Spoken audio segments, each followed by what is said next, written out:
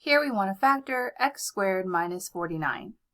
Let's first recognize that we have the difference of squares. We have x squared minus 7 squared. If we have a quantity that looks like a squared minus b squared, then this factors to quantity a minus b times the quantity of a plus b. So in our example, x and 7 are our a and b. So this factors to quantity x minus 7 times the quantity x plus 7. And that is our factorization. Now, when we factor, we can always check our work by multiplying. So if we have x minus 7 times x plus 7, and we distribute, we'd have x squared plus 7x minus 7x minus 49. And positive and negative 7x add to be 0, so we end up with just x squared minus 49. Now let's factor 4x squared minus 25. We'll start by rewriting each term.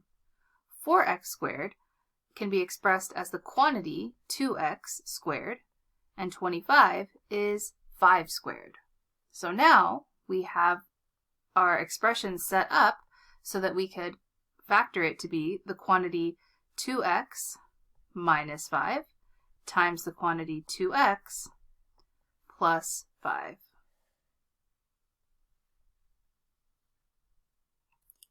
In this example, we're told to factor 72 minus 2y to the 4th. So we have a difference, but right away we don't notice any perfect squares. So 72 is not some number squared. But what we want to start every problem with when it comes to factoring is taking out the greatest common factor. So between these two terms, I could factor out a 2. So if I factor out a 2, the first term would be left with 36, and the second term would be left with y to the 4th.